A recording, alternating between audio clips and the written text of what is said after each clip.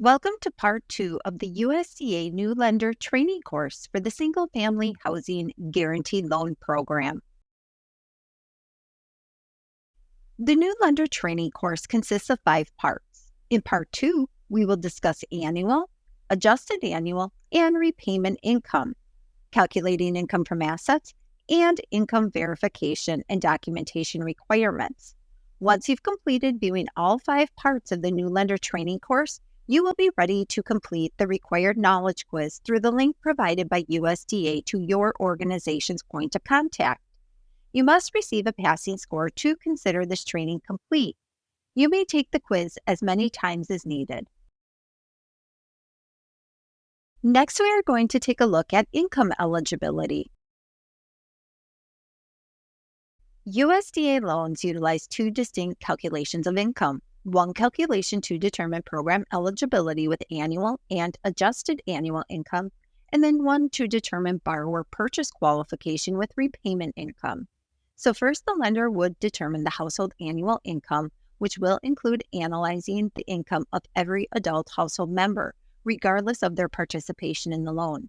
Next, you can subtract any eligible deductions to determine the adjusted annual income. So this calculation does not apply just to note signers, but to every adult who will be living in the home. The resulting adjusted annual income calculation will need to demonstrate that the household does not exceed 115% of the median household income limit. Once that calculation is made to determine eligibility, then a separate calculation is performed to determine repayment income, which is the income of the borrowers only. The repayment income calculation will determine the repayment ability and affordability for the applicant. You can access USDA's current income limits on the USDA eligibility site. These limits are updated annually. Now let's move on to an overview of each income type, starting with annual income. As mentioned earlier, annual income encompasses the earnings of all adult members of the household, not just those who are note signers. For adult full-time students who are neither the applicant, co-applicant, nor the applicant's spouse, only the first $480 of their income should be counted. If the applicant and their spouse have been separated for at least 3 months for reasons unrelated to military or work obligations, their income can be excluded from the annual income total. Additionally, for adults in the home who are unemployed but actively looking for work, their past earnings should be included. However, if they are not seeking employment, their previous earnings do not need to be factored in. Now let's review what counts as annual income. This includes the total of base wages and salaries, overtime, commissions, tips, bonuses, housing allowances, and any other payments for personal services. Also, add any income from self-employment or rental properties. If there are losses from a business or rental, these do not reduce the income. They are treated as zero. Include any court-ordered payments like child support, alimony, or guardianship payments. Don't forget to add any regular retirement or pension payments. Government benefits and long-term disability payments should also be included. If the total household non-retirement assets are $50,000 or more, you need to include income from those assets as well. We will go into more detail about this later on.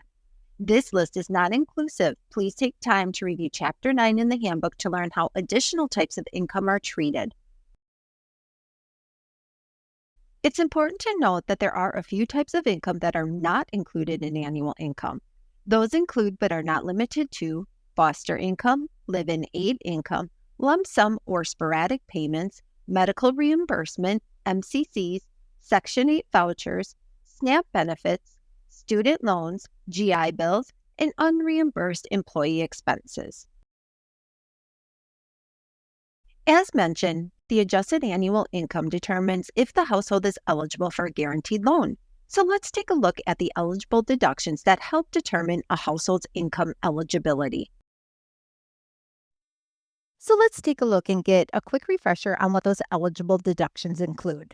Households can get a $480 deduction for each qualifying dependent, including those in shared custody situations. Another deduction is for verified child care costs for children 12 and under, based on expected expenses for the next year. Households with elderly or disabled members can also deduct unreimbursed medical costs that exceed 3% of their annual income. Likewise, households with disability expenses that exceed 3% of their annual income may also deduct those expenses. Finally, if the applicant or co applicant is 62 or older, there is a one time deduction available.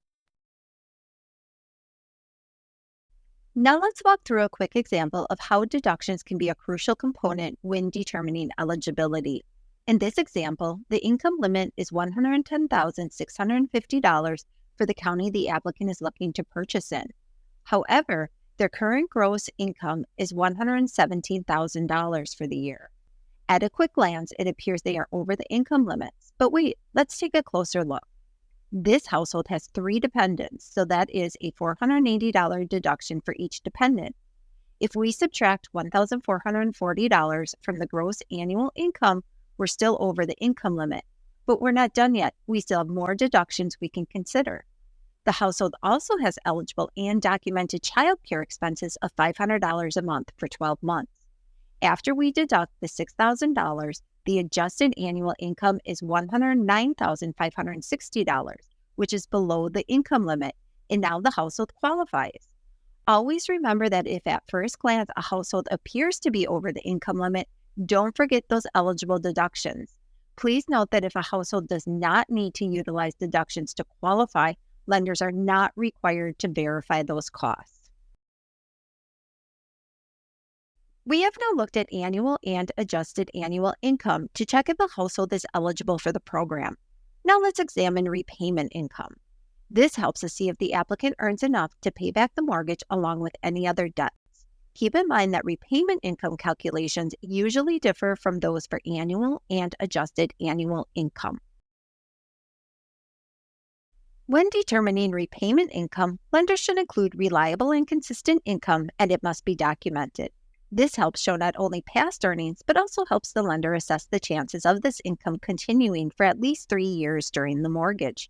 Caution should be utilized for applicants that have a documented sharp increase in earnings. A sharp increase in earnings is defined as a 20% or greater variance in income from the previous 12 months. Lenders must determine if an increase is supported and logical. Examples could include a promotion with the current employer, a documented pay raise, an income trend analysis for overtime, bonus, commission, or seasonal employees. Lenders must look at any gaps in employment to decide if the income is stable and dependable. The agency does not set specific rules on what counts as an acceptable employment gap. It is up to the lender to review the employment history and determine stability. For repayment income, non-taxable income may be grossed up by 25%. But the underwriter is not required to gross up this income. It is at their discretion. Some basic guidance for repayment income eligibility is a 1-year history for most base wages, bonus, commission, overtime, and secondary employment. A 2-year history is required for most self-employment scenarios, seasonal, unemployment, and expense allowances. Child support and alimony would only require 6 months. Now let's take a quick look at ineligible repayment income sources. This list would include, but is not limited to, foster income, lump sum payments such as inheritances or insurance payments, SNAP benefits, and any kind of unreliable or sporadic income such as gifts. Again, for a more detailed list, please refer to Chapter 9 of the handbook. Non-retirement household assets that exceed $50,000 can influence annual income and consequently eligibility for a guaranteed loan. Therefore, it's important to examine how asset income is determined and the proper way to document it. When the cumulative non-retirement net family assets exceeds $50,000, those assets must be reviewed for annual income purposes. Lenders must review asset information provided by the applicant and household members at the time of loan application. Net family assets with actual earnings will use the stated rate of interest to calculate annual income. Net family assets that do not earn interest will use a current passbook savings rate to calculate annual income. A current passbook savings rate can be verified through the lender's personal banking rates, online website, or other applicable sources. For clarification, net assets means assets that will still be possessed post-closing. For example, if a household currently possesses $60,000 in non-retirement assets and they will be paying closing costs of $15,000, that leaves net assets of $45,000 and therefore would require no further calculation for income purposes. Lenders do not have to list assets on the loan application or the asset and liability section in GUS. They can process the loan or get an automated underwriting decision without considering assets as a compensating factor. However, if the assets exceed that $50,000 threshold, the income from those assets must be included in the income calculation sent to USDA and on the GUS eligibility page. Keep in mind that GUS accept files do not need income calculations submitted. It's also important to note that asset verification is still necessary even if the amount is below the threshold that requires it to be included in GUS.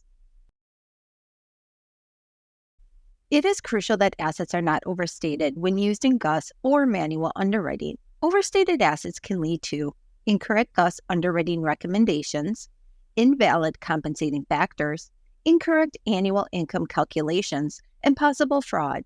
If assets are inflated or miscalculated to get a GUS accept underwriting recommendation or loan approval, it can affect the validity of the loan note guarantee and loss claim payments. This is an example of when and how to calculate assets to be included in the total household annual income.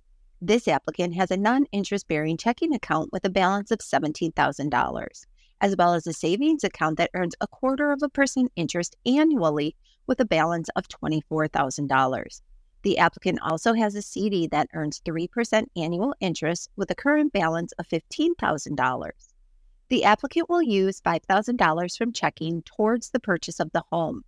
The total of all eligible non-retirement assets is $56,000, minus the $5,000 that will be used to purchase the home, bringing the remaining balance of the assets to $51,000.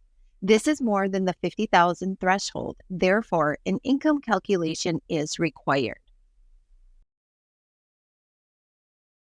Let's continue using the example from the previous slide. The checking account is non-interest bearing and will have $12,000 remaining after closing costs are deducted. We will assume the passbook savings rate for this example is 0.25%. This results in $30 of interest. The savings account is earning 0.25% interest, which equals $62.50 of interest. The CD will earn $450. Add these calculations together and you get $542.50 of interest income that must be included in the annual income calculation. Again, the calculation is not required to be shown on the 355521 and not required to be uploaded to GUS for any GUS accept loans. However, the income calculation should always be retained in the lender's permanent loan file, and the calculation is required to be provided on any GUS refer with caution, or manual underwrites. When entering reserves into GUS, make sure they don't exceed the balance shown on the most recent official monthly bank statement. Lenders do have the option to use a lower balance if they prefer. As a rule, lenders must investigate all recurring deposits that are not tied to wages or earnings, as well as any non-recurring deposits over $1,000. If a lender has questions as to the source of any deposit, recurring or not, it should be investigated. One main reason for delays in conditional commitments is missing or incomplete income documentation. So let's explore these requirements to help you prevent any holdups in obtaining your conditional commitments. Let's begin with what is required to verify income for a USDA loan. At a minimum, the following is required: one recent pay stub with year-to-date figures, a written VOE, and a verbal VOE within 10 business days of closing. If you are unable to obtain a written VOE, you can collect pay stubs covering 4 weeks of earnings, 2 years W-2s, and a verbal VOE within 10 business days of closing. Lenders may have additional requirements, but this is the minimum documentation required by USDA. Self-employed borrowers will need to submit the following: 2 years of filed and signed personal and business tax returns with all schedules plus a recent profit and loss statement, or IRS transcripts with all schedules plus a recent profit and loss statement. Note that the profit and loss statement is not required to be audited. Also required is a trend analysis for the applicant's business and confirmation that the business is operational within 30 days of loan closing. One key part of verifying and documenting income is the IRS transcripts. These transcripts help ensure that all income and asset earnings reported to the IRS are shared with the lender. Lenders need to obtain and check these transcripts before closing the loan and keep them in their permanent loan records. If tax transcripts are not received before closing, it won't hold up the loan closing, but they still need to be obtained and kept with the lender's permanent loan records. If the transcripts reveal any previously unknown or undisclosed income or asset sources, the lender will need to review this information further, which could affect the loan's eligibility. Our policy team has created an excellent resource that outlines various income types and their impact on annual and repayment income calculations. Please take a moment to review Attachment 9A. One of the main reasons files get delayed during the USDA review is due to missing income calculations or discrepancies between the calculations and the supporting income documentation.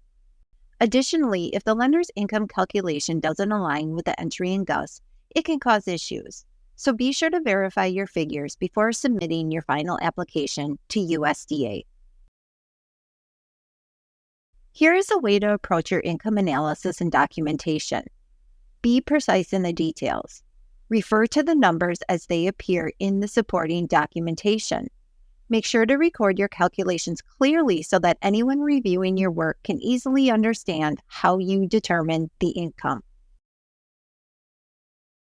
You have now completed Part 2 of the New Lender Training course. You may now proceed to Part 3, where we will discuss credit and ratio analysis.